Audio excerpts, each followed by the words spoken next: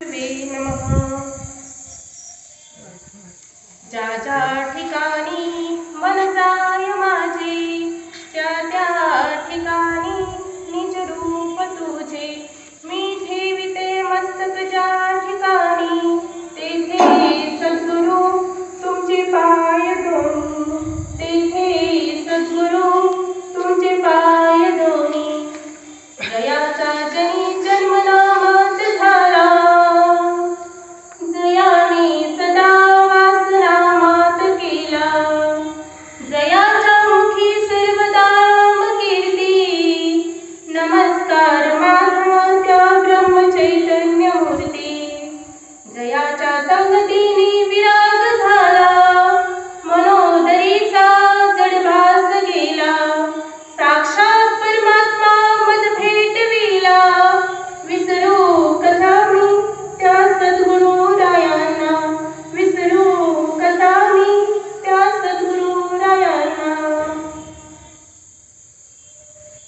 एक नाम हरी द्वैत नाम दुरी अद्वैत कसुरी विरळा जाणे समबुद्धी घेता समान श्री हरी शमदमावरी हरी झाला सर्वा घटी राम देहादेही एक सूर्यप्रकाशक सहस्र रश्मी ज्ञानदेवा चित्ती हरिपाठ नेमा मागलिया जन्म मुक्त झालो हरिमुखे मना पुण्याची गणना पूर्ण करी.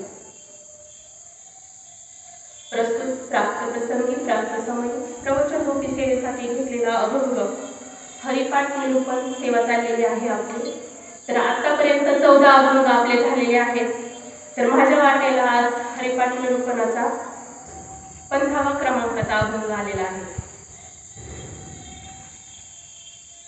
तर या अभंगाचा सरळ अर्थ असा की एक नाम हरी द्वैत नाम दुरी अद्वैत कसुरी विरळ जाणे. जगाची माऊली संत ज्ञानेश्वर महाराज काय सांगतात की जे भगवंताचं एकच नाव आहे ना ते एकच नामाचं तुम्ही नामस्मरण करा आणि बाकीचं सगळं तुमच्या मनातलं जे द्वैत आहे जो अभेद आहे जे बाकीचे नाव आहेत ना ते तुम्ही बाजूला सारा आणि असं करणारा फक्त लाखोतून हजारातून एखादाच असतो अद्वैत तर विरळा जाणे म्हणजे एखादाच असतो विरळा क्वचित एखादा असतो की त्याला हे ज्ञान होतं. समबुद्धी घेता समान श्री हरी शमदमावरी हरी झाला म्हणजे हे भगवंताचं नाव घेतल्यानंतर त्याचं नामस्मरण केल्यानंतर त्या साधकाची बुद्धी कशी होती समान होती आणि तो काय करतो आपल्या इंद्रियांचा निग्रह करतो.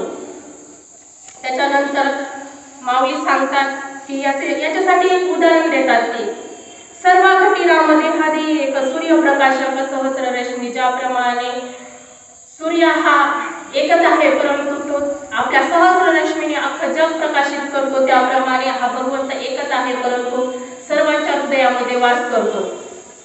त्यामुळे काय करा तुम्ही ज्ञानदेवा चित्ती हरिपाठ नेमा मागलिया जन्मा मुक्त झालो.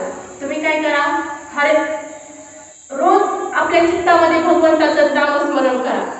त्यामुळे काय होईल तुमच्या मागे असलेल्या जन्म मरणाचं रहाटगाडा आहे ना ते बंद होईल आणि तुम्ही या जन्म मरणाच्या बंधनातून मुक्त व्हाल. हा अभंगाचा झाला सारा अर्थ. तर आज माणसं पण थोडीच आहेत नाही का ज्याच्या नशिबात हे असतं त्यालाच हे होतं. 2-3 सोमवारी नाही का मला पण येणं नाही झालं. संसारच असा आहे की त्याच्यातून वेळ काढून आपल्याला नाही का हे करायचं असतं.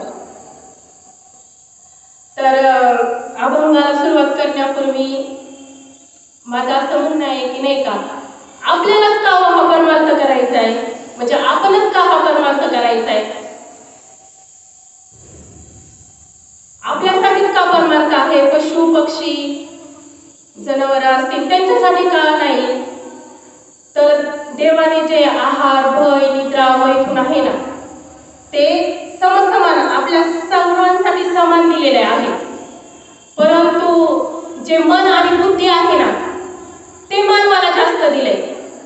पहा माणसालाही मुलं होतात त्यांचा प्रपंच चालतो तसंच जनावरांच्या ठिकाणी आहे, त्यांचाही प्रपंच होतो, त्यांनाही मुलं बाळ होतात, पशु पक्षी.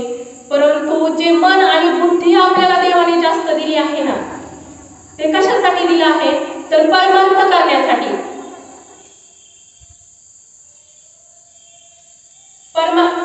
इतर योनींच्या काही हा विचारच नाही. पशु पक्षी करतात का परमार्थ? नाही, कारण त्यांच्या ठिकाणी मन बुद्धी नाहीये. ते आहे पण ते सुप्त अवस्थेत आहे, आणि आपल्याला दिलं आहे ते परमार्थ करण्यासाठी. म्हणूनच आज ह्या अभंगामध्ये काय आपण माणसानेच परमार्थ का करायचा आणि कसा करायचा, कशासाठी करायचा, आज ह्या अभंगातून माऊलींनी खूप छान असं आपल्याला पटवून दिलेले. खूप छान असं त्या अभंगातून सांगितलंय की तुम्ही परमार्थ कसा करायचा. माऊली त्यांच्या पहिल्या चरणात सांगतात, एक नाम हरी द्वैत नाम दुरी. बघा, या कलियुगामध्ये 3 युग होऊन गेले आणि आता हे 4थं युग आहे. प्रत्येक युगामध्ये भगवंत प्राप्तीसाठी कोणतं ना कोणतं साधन आपल्याला भगवंताने उपलब्ध करून दिलेलं आहे. सत्ययुगामध्ये साक्षात देवच होते. त्रेतायुगामध्ये आपल्याला भरपूर असं आयुष्य होतं, त्याच्यामुळे आपल्याला मोठी साधना करता येत होती, म्हणजे मोठं तप करता येत होतं, त्यामुळे आपण भगवंताला प्राप्त करून घेत होतो. द्वापर युगामध्ये होम हवन पूजा पाठ असं चालायचं. आणि कलियुगामध्ये काय झालं? कलियुग. कलियुग म्हणजे काय? यंत्राचं युग, यंत्राच्या गतीने धावणारं युग. या युगामध्ये माणसाला काय झालं? 100च वर्ष आयुष्य आलं. मग या थोड्या आयुष्यामध्ये काय करायचं? त्यासाठी भगवंताने आपल्याला काय केलं? नामस्मरणाचा मार्ग दिला. काय दिला? नामस्मरणाचा मार्ग दिला. नामसंकीर्तन साधन पैसोपे, म्हणजे सगळ्यात सोपं असं साधन भगवंताने आपल्याला दिलं. तर पहा, एक नाम हरी द्वैत नाम दुरी. परंतु भगवंताने काय सांगितलं की तुम्ही एक नाम आहे ना भगवंताचं, जे हरिनाम आहे ना, तेच मनात दृढ करा, आणि बाकीचं द्वैत आहे ना ते तुम्ही बाजूला सारा. तुमच्या बाकीचे जे नाव आहेत ना ते बाजूला सारा. तुमच्यातला जो भेदाभेद आहे ना तुमच्या ठिकाणचा, तो बाजूला सारा, असं भगवंताने सांगितलं. मग सर्वप्रथम म्हणजे आपल्याला कळलं पाहिजे की नाम आणि नाव यातला फरक आपल्याला माहिती पाहिजे. पहा, नाव म्हणजे ठेवलेल्या वस्तूला किंवा आपल्या देहाला ठेवलेलं नाव. चिमाजी पमाजी कापशे किंवा समोर बसलेले असतील ते काय त्यांची नाव असेल. नाव म्हणजे ठेवलेलं नाव किंवा एखाद्या वस्तूला दिलेलं नाव, त्याला म्हणतात नाव. आणि नाम म्हणजे अनादिकालापासून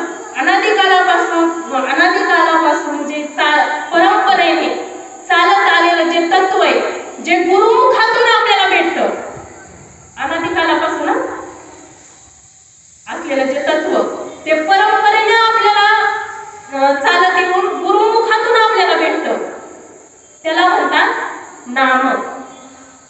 मग हा आधी आपल्याला भेद समजला पाहिजे, आणि हा भेद माऊली सांगतात की तुम्ही बाजूला सारा. पहा, समज हे भगवंताची मूर्ती, ती काय पाषाणाची किंवा धातूची आहे, पण ती पण काय आहे भगवंताची, म्हणजे शिवाची. ती भगवंताची मूर्ती, ते महादेव, ते स्वतः महादेव होते, परंतु तेही नामस्मरण करत होते, तेही ध्यानाला बसत होते. बघा, मग ते स्वतः महादेव असून, देवांचे देव असून कशाचं नामस्मरण करत होते, हा कधी आपण विचार केलाय का? नाही केला. पहा,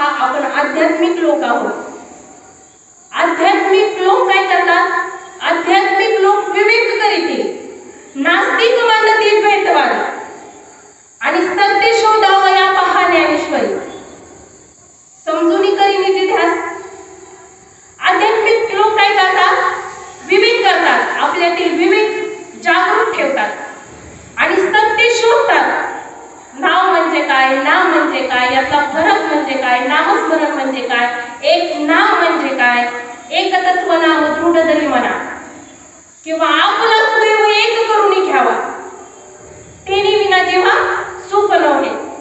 हे माऊलींनी एक का सांगितलंय हो, अनेक का सांगितलं नाही? आपला तो देव एक करून घ्यावा असं का नाही सांगितलं? ज्योतिबा, खंडोबा काय असतील वेगवेगळी देव, त्यांची नावं घ्या असं का नाही सांगितलं? आणि तेने विना जीवा सुख नव्हे, त्याशिवाय तुमच्या जीवाला सुख नाही असंही पुढे सांगितलंय. मग हे असं का सांगितलंय? त्यासाठी काय करायला सांगितलंय? विवेक बुद्धी जागृत ठेवायला सांगितली. विवेक बुद्धी म्हणजे काय? तर ज्याला खरं खोटं कळतं, ज्याला ज्ञान अज्ञान कळतं, ज्याला पाप पुण्य कळतं, ती बुद्धी म्हणजे काय? विवेक बुद्धी. म्हणजे आध्यात्मिक लोकांनी हा विवेक जागृत ठेवायला पाहिजे. आणि द्वैतवाद आहे ना, जे नास्तिक लोक द्वैतवाद मांडतात ना, नाम आणि नाव याच्या भेदाभेदाचा जो द्वैतवाद मांडतात ना, तो आपण विचारात घ्यायचा नाही. तो काय करायचा? बाजूला सारायचा. आपण काय आध्यात्मिक आहे, आपल्यामध्ये काय विवेक आहे. मग विवेक बुद्धीने कार्य करायचं. आणि हे नास्तिक लोकांचं जर आपल्याला पटत असेल ना, किंवा तो जर विचार आपल्या मनात येत असेल ना, तर सत्य शोधायला तुम्ही ज्ञानेश्वरी उघडा ना. काय करा? ज्ञानेश्वरी उघडा, पहा.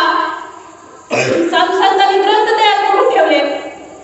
ते कोणासाठी? जे लोक पावलेलं ज्ञान आहे ते माऊलींनी परत आपल्याला दिलं. कशासाठी दिलं? सत्य शोधायला दिलं.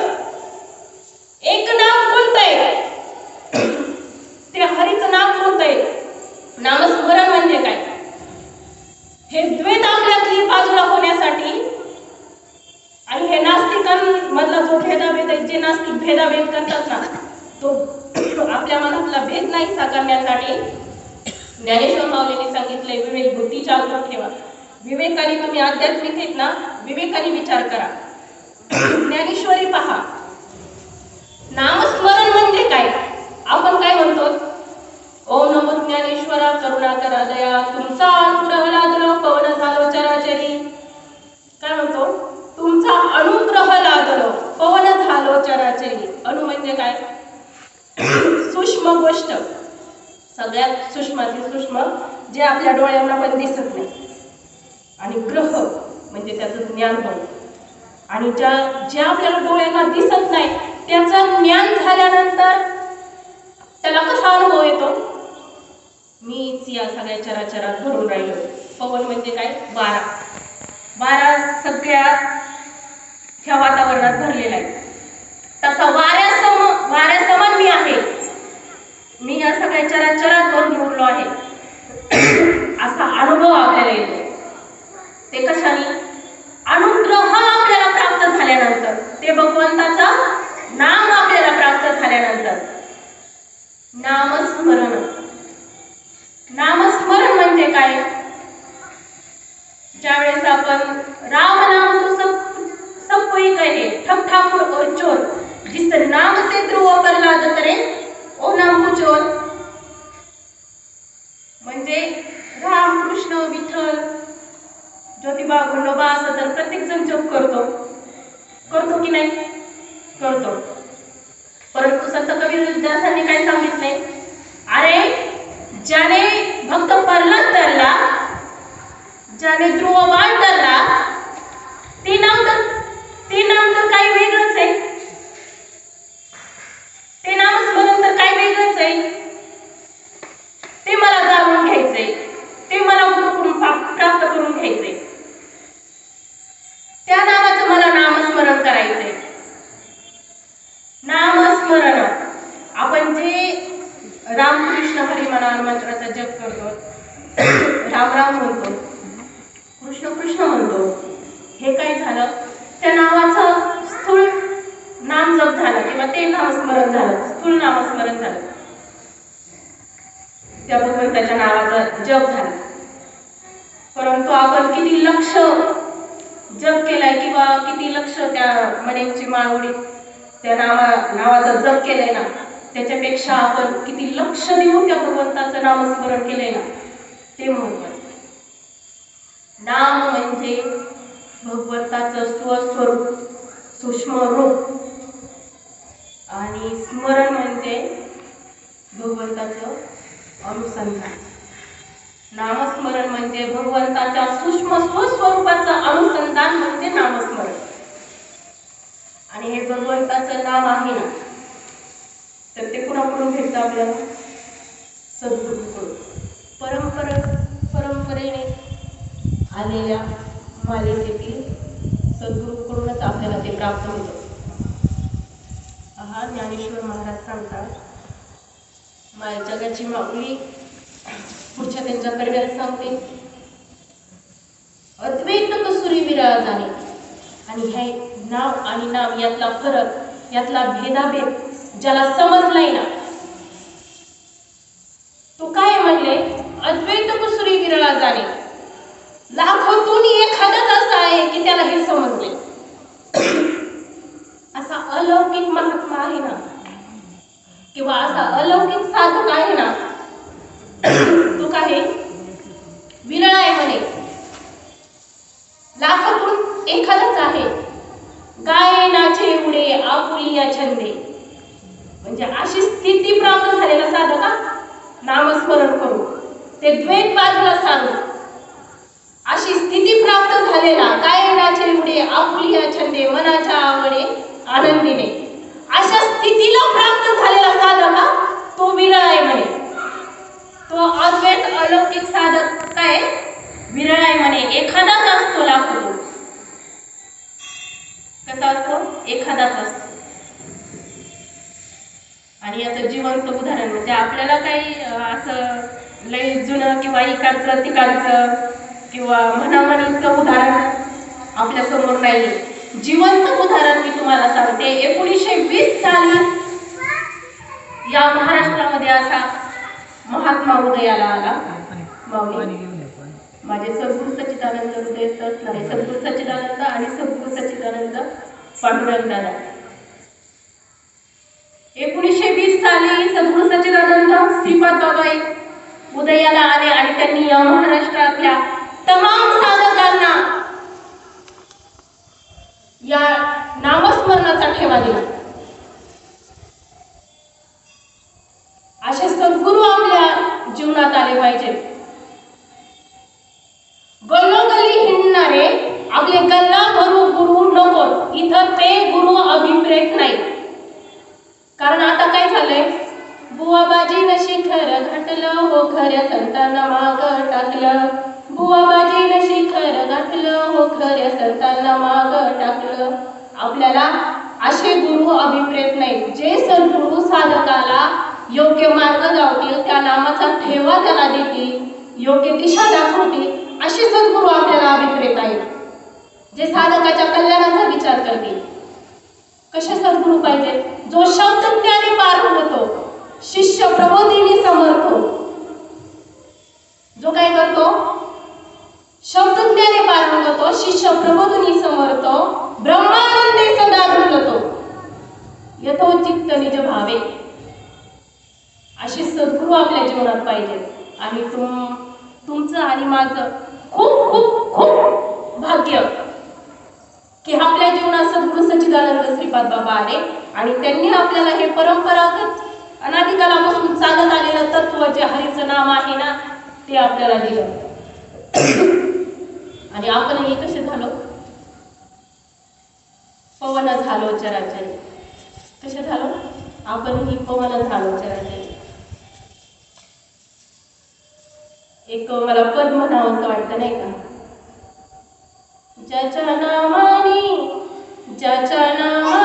फुलतो माझा मुखडा, श्रीपाद बाबा माझ्या काळजाचा तुकडा. ज्याच्या नामाने फुलतो माझा मुखडा, रामदास बाबा माझ्या काळजाचा तुकडा. ज्याच्या नामाची कीर्ती आहे थोरा, नाम घेऊन झाले मी विभोरा. ज्याच्या नामाची कीर्ती आहे थोरा, नाम घेऊन झाले मी विभोरा. ज्याच्या नामाचा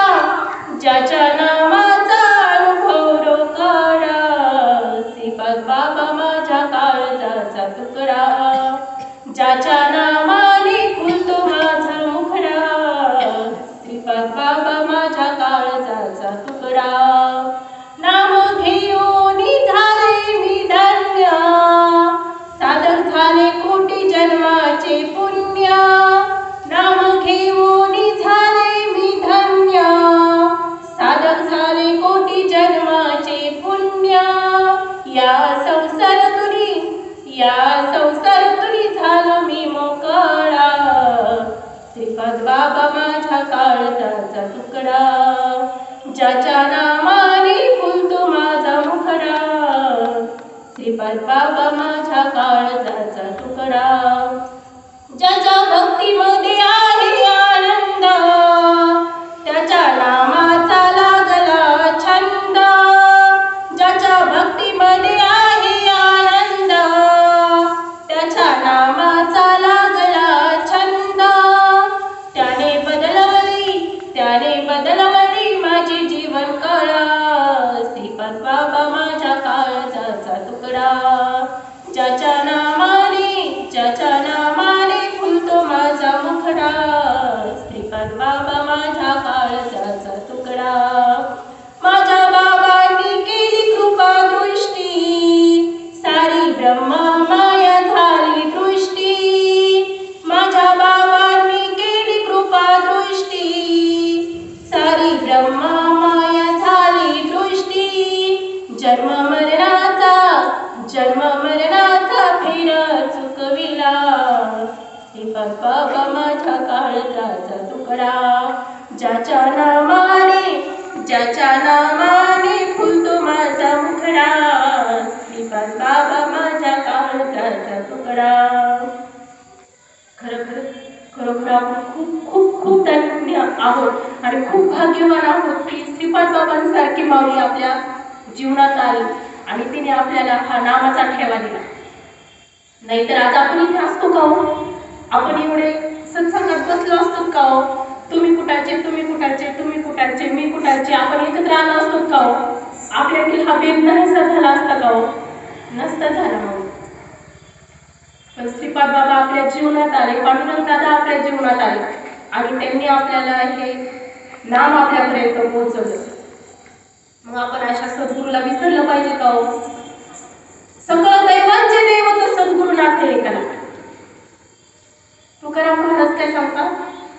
सगळं दैवांचे दैवत, देवापेक्षाही सद्गुरूचं स्थान वरिष्ठ आहे.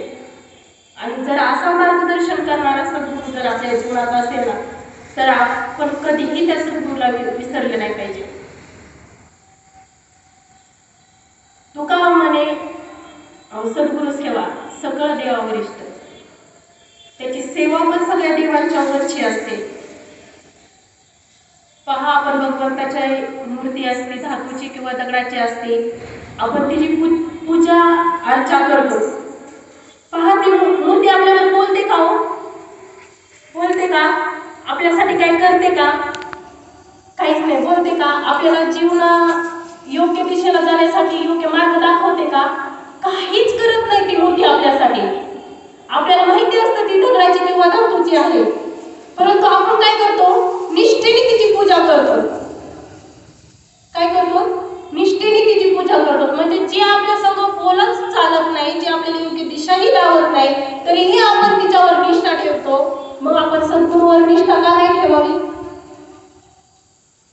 जे आपल्याशी बोलतात, चालतात, जे आपल्याला भगवंताचं नाम इथपर्यंत ज्यांनी आणून दिलं आहे, ज्यांनी आपल्याला जीवनाचा मार्ग सांगितला आहे, त्यांच्यावर का आपली निष्ठा असावी? आणि असा माऊलीने सांगितले, असे सद्गुरू विरळच असतात, एखादाच असतो. आणि असा सद्गुरू जर आपल्या जीवनात आला आणि आपण त्या भगवंताचं नामस्मरण केलं, तर माऊली पुढे सांगतात. काय सांगतात?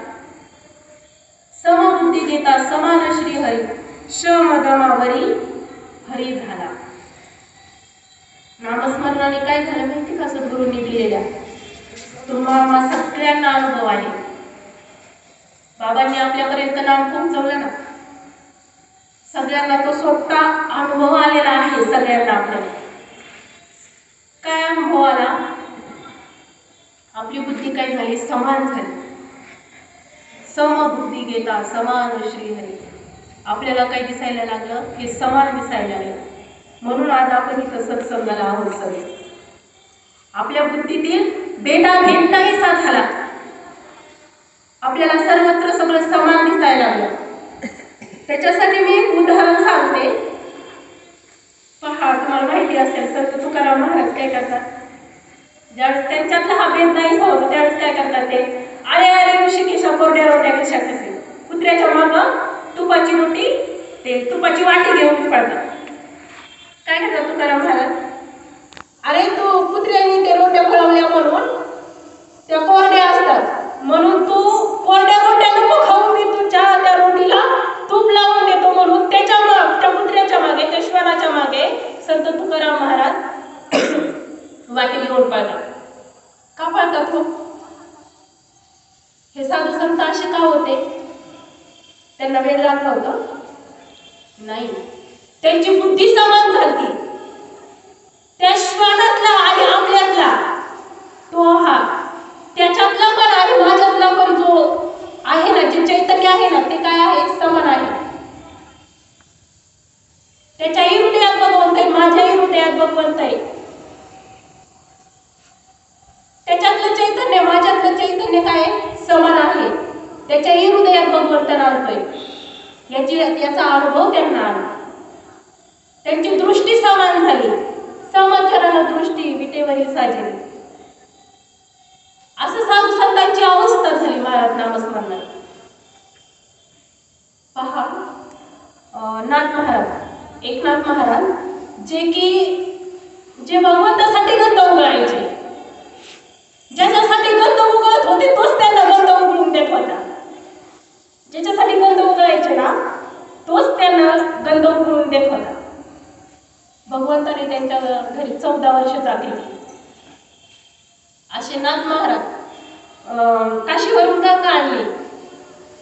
काशीवरून गंगा आणली आणि येता येता वाळवंटामध्ये घाडो पाण्यासाठी तडफडत होतं, पडलेलं होतं. तर नाथ महाराजांनी काय केलेली? ती गंगा आणलेली घाडवाच्या मुखात ओढली. पहा, त्यांची किती दृष्टी समबुद्धी होती, समान दृष्टी झाली हो.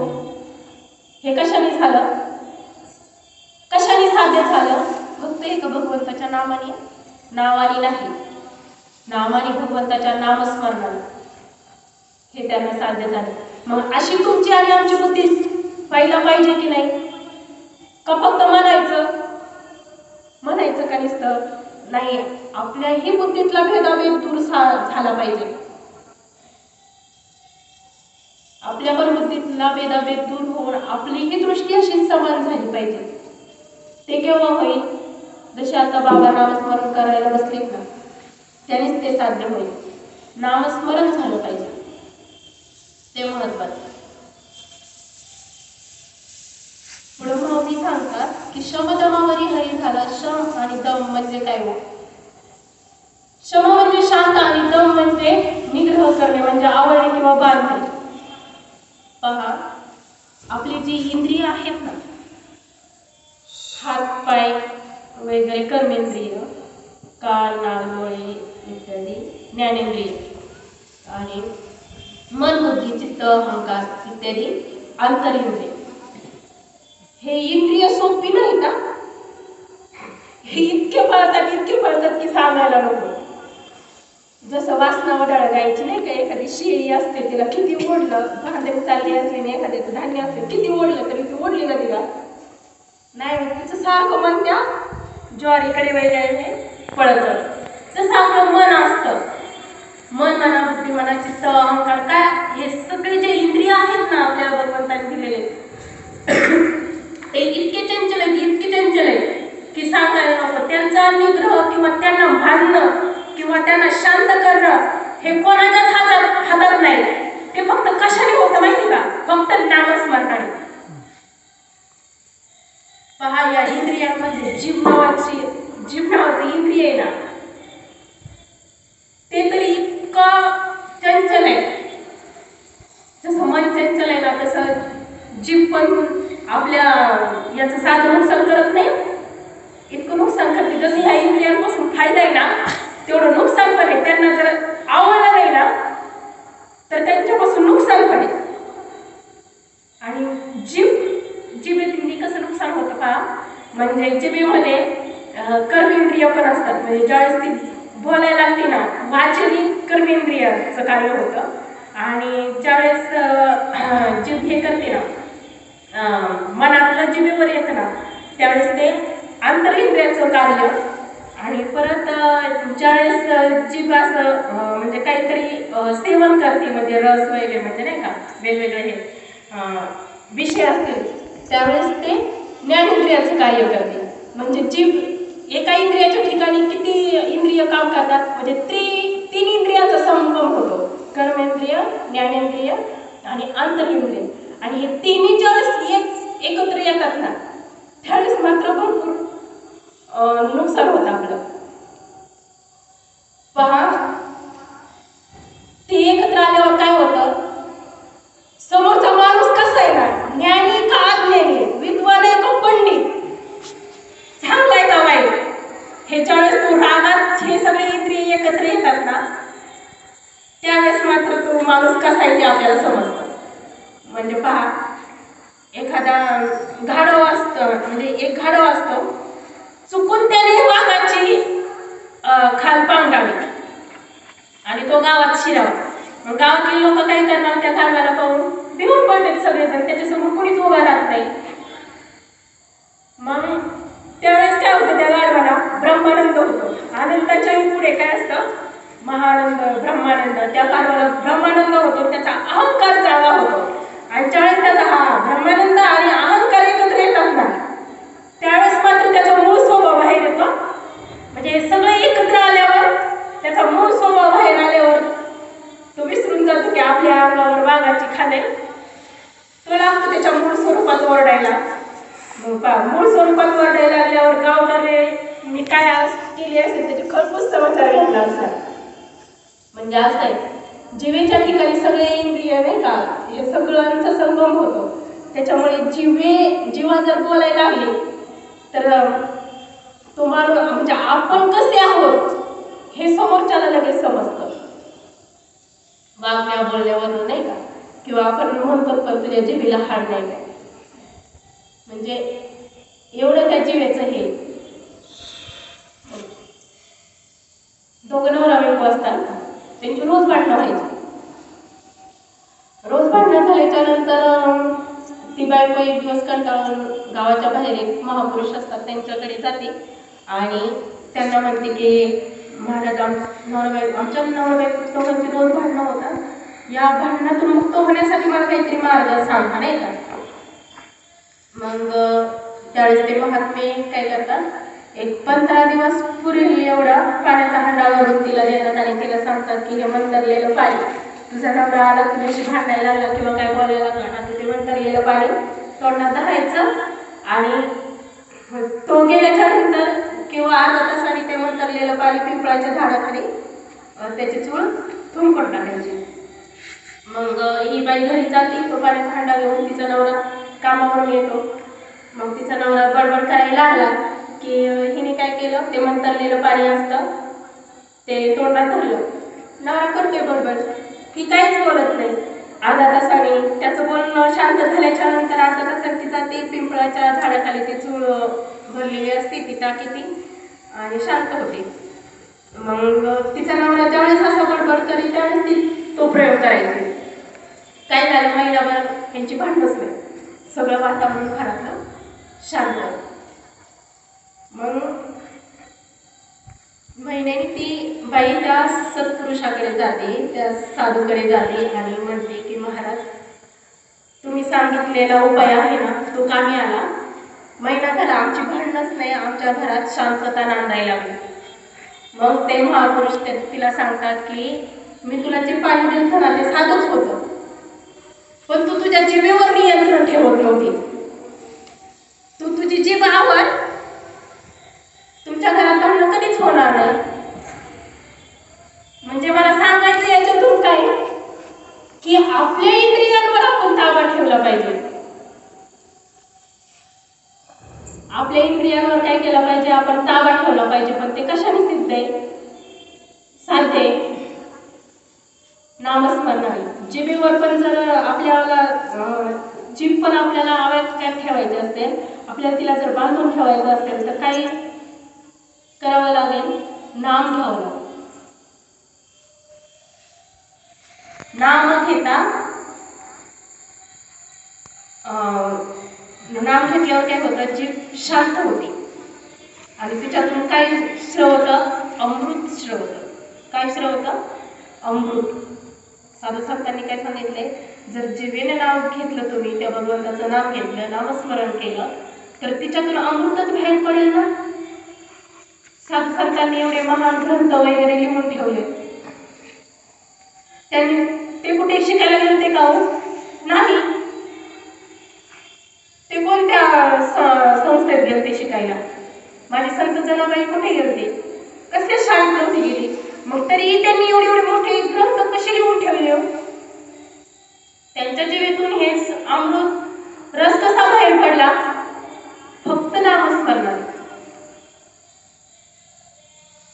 एवढं त्या नामस्मरणाचं महत्व आहे. त्याच्यासाठीच माऊलींनी सांगितले, एक नाम हरी. तुमचा देव एक करून घ्या, किंवा तुमचं नाम आहे ना, एकतत्व नाम दृढ जरी म्हणा, हरिसी करुणा येईल तुझी. तुम्ही नामस्मरण करा, ते एक हरीचं नाम जपा, तरच तुम्हाला भगवंताला तुमची कळकळी, तो भगवंत तुम्हाला प्राप्त होईल. आणि हे सगळं सांगण्यासाठी पुढच्या 3ऱ्या चरणात माऊली सांगतात, एक उदाहरण देतात. सर्वाघटी राम देहादेही एक, सूर्यप्रकाशक सहस्र रश्मी. पहा, सूर्य आकाशात असतो आणि तो एकच असतो, आणि खाली आपण वेगवेगळे जे छोटे छोटे मठ असतात किंवा घट असतात, ते आपल्याला बाजारात वगैरे नाही का भेटत, मातीचे कुंभार करतो, ते त्याला काय म्हणतात? घट. काय म्हणतात त्याला? हा, ते गाडगे. हा, ते गाडगे आपण पाण्याने भरून ठेवायचे खाली. ज्यावेळेस सूर्य आकाशात असतो त्यावेळेस, दिवसा, रात्रीच नाही. रात्रीचं जरी केलं तरी चंद्र असतो, तरी त्याच्यावर त्याचा प्रकाश आपल्याला प्रत्येक ह्याच्यात दिसणार. मग तसं सूर्य खाली ते भरून ठेवा. सूर्य एकच आहे, पण प्रत्येक त्या गाडग्यामध्ये सूर्याचे आपल्याला प्रतिबिंब पण दिसणार आणि त्याच्या रेशमी पण दिसणार का? मग सूर्य कसा? एकच आहे. अख्ख्या जगतामध्ये सूर्य एकच आहे, परंतु अख्ख्या जगाला प्रकाश देतो का? प्रत्येक गाडग्यामध्ये आपल्याला त्याचं प्रतिबिंब दिसतं का? तसं पाहिलं तर कसा आहे? तो एकच आहे, परंतु त्याच्या हजारो रश्मींनी अख्खं जग प्रकाशित करतो. त्याचप्रमाणे आपल्या या सर्वाघटीरामध्ये देहादेही एक, या प्रत्येक आपल्या देहामध्ये जे चैतन्य, जो राम आहे, जो आत्मा आहे, तो सगळ्या, हे जरी देह वेगवेगळे असले ना, तरी पण त्यांच्यामध्ये नांदणारा जो परमात्मा आहे ना, तो एकच आहे. तैसा हृदयामध्ये विराजो असता सर्व सुखाचा आराम.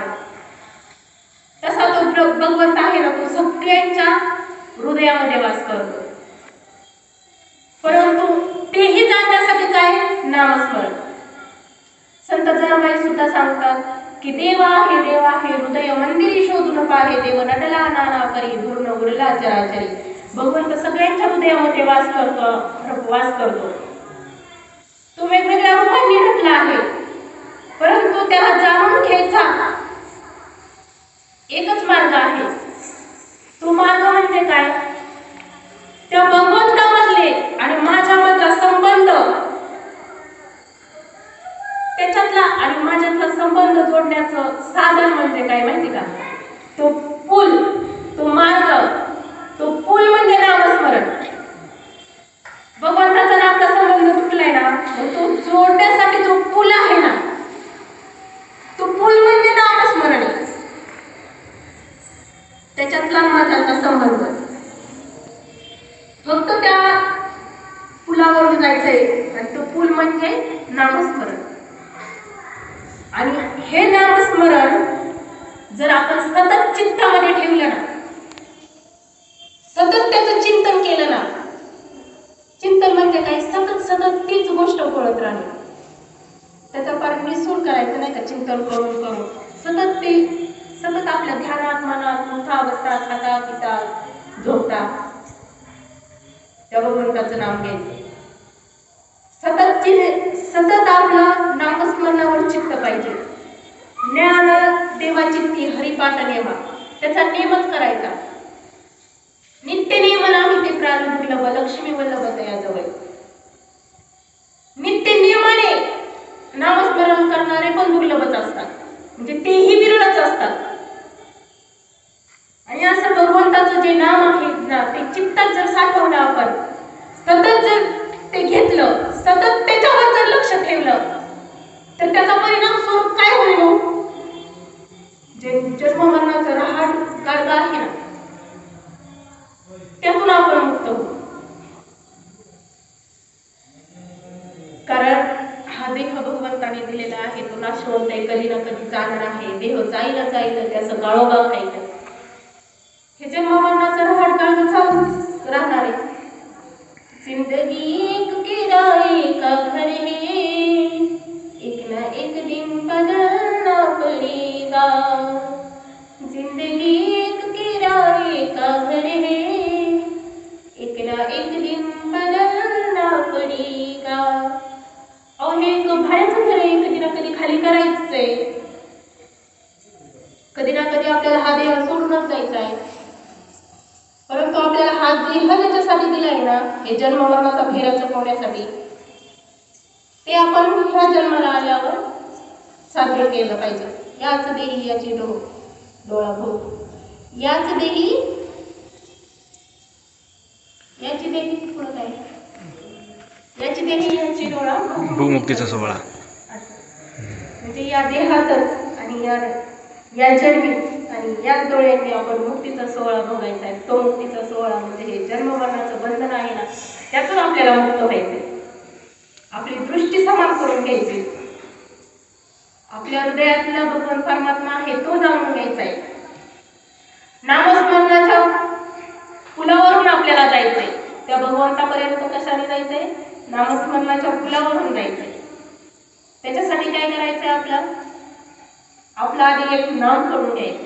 जसं आपला तो देव एक करून घ्यावा ना, तसं आपला एक नाम करून घ्यायचंय. आपलं जे इतरत्र भेदाभेद आहे ना तो बाजूला सारायचा आहे. आणि ते भगवंताचं एक नाम जे तत्व आहे ना ते आपल्याला गुरुकडून सद्गुरूकडून प्राप्त करून घ्यायचे आणि त्याचा अनुसंधान करायचंय, त्याचं स्मरण करायचंय. आणि ते जर साध्य झालं ना तर जीवनात आणि दुसरं साध्य करायची काही गरज नाही असं मला तर वाटतं. आणि या महाराष्ट्रातील तमाम साधकांना माझे सद्गुरू सच्चिदानंद श्रीपाद बाबा, पांडुरंग दादा आणि जे काही महात्मे असते त्यांच्या कृपा आशीर्वादाने तो ठेवा पण आपल्याला भेटलेला आहे. फक्त आपलं कार्य काय आहे? चिंतनाचं. आणि आपल्या गुरुवर सद्गुरूंनी जे आपल्याला नाम दिलेलं आहे त्याच्यावर विश्वास ठेवणे. आणि हे जर साध्य झालं तर आपल्याला हा 15 क्रमांकाचा जो माऊलीने सांगितलेला हरिपाठातला अभंग आहे ना तो आपोआप अनुभवाला येईल. आपोआप. आता आपल्याला काही हे प्रवचन वगैरे पाठ करून यायची काही गरज आहे का? सांगा बरं. का आपण प्रवचन पाठ करून येतो? हे कुणाचं आहे हो? हे माझ्या सद्गुरूंचं आहे. माझ्या सद्गुरूंमुळे हे मला अनुभवाला आले आणि तेच आपल्याला सांगायचंय. कारण आपल्याला मनामनीचं पाठांतराचं आपल्याला परमार्थ करायचाच नाही. आपल्याला कशाचा परमार्थ करायचा आहे? अनुभवाचा करायचा आहे. जे आपल्याला सद्गुरूंनी इथपर्यंत दिलंय ना त्याचंच नामस्मरण करायचंय, त्याचंच चिंतन करायचंय, तोच परमार्थ आपल्याला साधकांना सांगायचंय. आपल्याला साधक घडवायचे, आपल्याला चिंतन करायचंय. तेच भगवंताचा आलेला जो निरूप आहे तोच आपल्याला सगळ्यांना द्यायचा आहे. आपल्याला इतरत्र काही करायचं नाही. आणि हे साध्य झालं की झालं. बरोबर आहे का ताई? आपल्याला एकदा समजलं ना मूळ, मग आपल्याला काही नाही. इथं बसलेला तुम्ही अनुभवाचे शब्द तुम्ही खूप मोलाचे झाले. खूप काही कसल्या संस्थेत जाऊन आपल्याला प्रवचन शिकायचे, कीर्तन शिकायचे काही गरज नाही. अनुभव ये अंग ते जगा सांग. अनुभव येते अंगा तेही जगा देते. तोच खरा परमार्थ. नाहीतर गल्लोगल्ली हिंडणारे, मला मी सांगितलं ना, गल्लोगल्ली हिंडून आपला गल्ला भरणारे गुरु खूप झाले, परंतु आपल्याच धराचा मार्ग सांगणारे फक्त माझे सद्गुरू सच्चिदानंद श्रीपाद. आणि त्यांनी हा मार्ग सांगितला, त्याच्यामुळे आज आपण सगळे इथे एकत्र. त्याच्यामुळे ही एक तुमच्या पुढे येऊन काही का होईना दोन शब्द बोलते. हे सगळी ताकद आहे ना ती फक्त माझ्या सद्गुरूच्या, माझे पांडुरंग दादा त्यांच्या आशीर्वादानेच हे सगळं. नाहीतर मलाही हे परमार्थ असं हे काय कळतच नव्हतं. हरिपाठ म्हणायचे म्हणायचा, नाचे म्हणायचे म्हणायचा. मी चौथीत होती तेव्हापासूनच मला शिक्षकच महाराज होते, राजू संपत पवार महाराज होते. शिक्षकच महाराज असल्यामुळे 10 हरिपाठ पाठ केले की एक वही बक्षीचा, पण फक्त ती पाठ करायची आणि नाचं म्हणायचं एवढंच. पण त्याचा अनुभव किंवा तो हरिपाठ कळत होता का नव्हता. पण ज्यावेळेस मी 8वी 9वीला गेले आणि माझ्या जीवनात माझे सद्गुरू सच्चिदानंद पांडुरंग दादा आले आणि त्यांनी मला अनुग्रह दिला. अनुग्रह म्हणजे मग सांगितलं सूक्ष्म जे डोळ्यांना पण दिसत नाही त्याचं ज्ञान दिलं आणि त्यांनी मला हा हरिपाठ समजायला लागला. आणि त्यांच्या कृपेने आज मी येत आहे, तुमच्या समोर 2 शब्द बोलू शकते, माझा अनुभव सांगू शकते. अन्यथा ही गोष्ट शक्य नव्हती. मग असे सद्गुरू आपल्या जीवनात आले आणि ते विरळ असतात. माऊलीने सांगितले असे सद्गुरू विरळ असतात, ते आपल्याला खूप भाग्याने भेटतात. म्हणजे तुका म्हणे होता ठेवा तो या भावे सापडेला. म्हणजे आपल्या मागच्या जन्माचं पुण्य काहीतरी होतं म्हणून आपल्या जीवनात सद्गुरू सच्चिदानंद श्रीपाद बाबा आणि आपल्याला हा मार्ग लावून दिला. फक्त आपण चिंतन करावं. चिंतन केल्यावर काय होतं बघा, गायनाची उडी आपुली छंदे मनाची आनंदी आवडीने ही अवस्था प्राप्त झाली ना की म्हणायचं आपण बरोबर त्या फुलावरून चालू. आणि हे शास्त्रात दिलंय ना, मग ते आपल्याला झालं पाहिजे अशी मनाची तळमळ पाहिजे ना. म्हणजे आम्ही ज्यावेळेस नाम घेतलं होतं ना त्यावेळेस आम्हाला काय वाटायचं माहिती का, जसं समोर होतंय ना तसं मला का नाही होत. त्यांना झाले तसं मला पण झालं पाहिजे ना, त्यांना झाले तसं मला पण झालं पाहिजे ना. ते देवासाठी रडत आहेत, मग मला रडायला येत नाही. ते भगवंत प्राप्तीसाठी रडतायत, त्यांना देव भेटावं मग त्यांच्या चित्तात असं कस्तुरी होतंय. जीवनावेळी गरी मासुळी तैसा तुका तळमळ. पहा म्हणजे मासा पाण्यातून काढला आपण तर तो कसा पडतो, तर पडतो. का तर पडतो, कारण तो पाण्याशिवाय राहू शकत नाही, त्याला लगेच पाण्यात बुडी देव वाटते. तसं तुकाराम महाराज म्हणतात तसं माझ्या जीवाला होतंय, तसं मी तडपडतोय. मला नामस्मरणाशिवाय काही सुचतच नाही, मग त्या भगवंताशिवाय काही दिसतच नाही. कन्या सासुराशी जाई मागे परतुनी पाय तैसे झाले माझ्या जीवा केव्हा भेटशी केशवा. आणि ते साधू संत एक उदाहरण द्यायला, तुम्हाला मुलगी आहे का, लग्न झालंय ना, ज्यावेळेस ती सासरी जाते त्यावेळेस तुम्हाला काय झालं, हसत होत्या तुम्ही. म्हणजे तुमच्या भावना काय होत्या. ज्यावेळेस आपली मुलगी सासरी जाते त्यावेळेस बाबा पहा तिचे वडील पण आहेत नाही ते आहेत ना. बाबा तुम्ही रडलात का मुलगी ज्यावेळेस लहानाची मोठी होत तोपर्यंत कधी रडलात का, नाही रडलात. पण ती सासरी जाते त्यावेळेस एवढं कणखर वडिलांचं हृदय असतं तरी ते वडिलांच्या डोळ्यातून का थेंब येतात हो, का ती जगाला विसरून जातात, ढसाढसा रडतात. वडील का रडतात व ढसाढसा, आई का रडते ढसाढसा. वडिलांचं हृदय कणखर असतं, त्यांना कधी रडू येत नाही. परंतु मुलगी सासरी जाताना मात्र वडील पहा एवढे मोठे वरात म्हणजे नाही का वराडी आलेले असतात, साखं गाव लग्नाला आलेलं असतं. एवढ्या सगळ्यांच्या तो बाप ढसा ढसा रडतो का रडतो? मुलगी आपली सासरी चालली, तिला लहानाची मोठी आपण केली, ती आपल्यापासून दूर होती म्हणून तो बाप ढसा रडतो. त्यावेळेस तो जगाचा विचार करतो, मला कोणी पाहिजे, हा पाहिजे तो पाहिजे. तो काय म्हणेन की हा कसा रडतोय. त्यावेळेस आपण लज्जा विसरून जातो की नाही? लज्जा विसरतो का नाही? त्यावेळेस आपण ढसा रडतो. आई वडील ढसा रडतात आपली मुलगी सासरी चालली म्हणून. त्यावेळेस या जगाची लाज विसरून जातो. तसं सांगायचं काय, तसं आपल्या जीवाला झालं पाहिजे. तसं आपण या जगाची, जसे साधू संतांनी त्यांची लज्जा सोडून दिली आणि परमार्थ साध्य केला, तसं आपल्या जीवाला का होत नाही हो? भगवंत प्राप्तीसाठी तिथं का आपण लाज करतो की हा मला पाहतो, मी कसं त्याच्यासाठी रडू, मला तर खूप रडायला येते, मग का आपण दाबून ठेवतो? ही लज्जा जोपर्यंत आपल्यातून नाहीशी होत नाही ना, तोपर्यंत तो हरी नाही भेटणार आपल्याला. त्याची प्राप्ती जर करायची असेल तर आपल्याला ही लज्जा बाजूला सोडून, या जगताचा विचार बाजूला सोडून आपल्याला नामस्मरण करावं लागतं. तशी तळमळ हृदयातून तयार झाली पाहिजे. मला भगवंत का भेटत नाही, माझं कुठं चुकतंय, माझं का नामस्मरण कमी पडतंय, माझ्या सद्गुरूची मला भेट का होत नाही, मला भगवंतापर्यंत येणारा सद्गुरू का भेटत नाही, ही तळमळ जीवाला लागली पाहिजे. आणि ज्यावेळेस आपण तळमळीने ते नामस्मरण करू,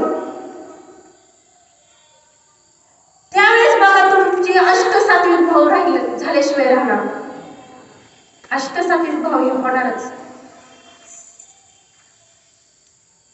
फक्त नामस्मरण तळतळीने करा, तळमळीने करा, सतत करा. आणि ज्यावेळेस अष्टसात्विक भाव प्राप्त होतील ना आपल्याला, ज्यावेळेस आपण हा देह विसरून जाऊ ना आणि त्या भगवंताच्या नामस्मरणात ज्यावेळेस आपण गायला नाचायला लागू ना, त्यावेळेसचा आनंद, त्यावेळेसचा अनुभव हा वेगळा आहे. मग नवीन जे साधक असतील किंवा नामस्मरण नामधारक असतील, बघा तुम्ही तो छंद घ्या करा, कारण आम्ही पण सगळ्यांनी अनुभव त्याचा म्हणजे आम्हाला छंद असतो. 5:04 वाजले तरी नामस्मरण. आम्ही आमच्या सद्गुरू सच्चिदानंद श्रीपाद बाबांसाठी दादा पांडुरंग दादा त्यांच्याबरोबर जायचं, कीर्तनाला प्रवचनाला जायचं. 12 नंतर कीर्तन संपायचं. 12 नंतर कीर्तन संपल्यानंतर, आता आपण इथे कीर्तनाला आल्यानंतर 12 नंतर कीर्तन संपल्यानंतर आपली काय तयारी असते? पहिली काय तयारी असते? झोपायची. परंतु आम्ही आमच्या दादांबरोबर गेलोत ना, आमच्या सद्गुरू बरोबर गेलोत ना, कीर्तन संपल्यानंतर त्या महात्म्याने कधीच विश्रांती घेतली नाही, कधीच असे झोपले नाही. माझा अनुभव सांगते, मी स्वतः त्यांच्याबरोबर राहिले. 2 वर्ष मला त्यांचा सहवास घडलेला आहे. सगळे साधक एकत्र यायचे 12 नंतर. आता आपल्याला 9 वाजले तरी कंटाळा येतो नाही का? 9 वाजले तरी केव्हा झोपू, कधी जेवण करू, कधी झोपू असं वाटतं. परंतु त्या महात्म्याच्या सानिध्यात असं वाटायचं की कधी कीर्तन संपन्न, कधी आम्ही सगळे नामस्मरणाला बसू. रात्रीचे 2-3 वाजेपर्यंत आम्ही सगळेजण नामस्मरण करायचो. पावणेवाडी, गणेशवाडी तिकडचे साधक होते, मुली होत्या तिथालच्या, पण खूप छान. इतका त्यांचा भाव, शुद्ध भाव होता करा. शुद्ध बीजापोटी फळे रसाळ वाटे, अशा शुद्ध भाव असणाऱ्या साधकांच्या वाढले. 8वी-9वी पासून त्यांच्यात होते. आणि जिथं शुद्ध भाव असतो तिथं भगवंताला यावं म्हणजे यावंच लागतं. मग आम्ही पहाटे 3 वाजेपर्यंत, 2 वाजेपर्यंत आमच्या सद्गुरूंच्या सानिध्यात नामस्मरण करायचं. आणि सतत त्या भगवंताचं नामस्मरण, त्यांचं चिंतन, त्यांच्याविषयी म्हणन, हेच चालू असायचं. चित्त चैतन्य होता भरती, हर्ष बाष्प जाते. असं झालं पाहिजे आपलं. आपल्याला सद्गुरूंचा सहवास खूप महत्वाचा आहे.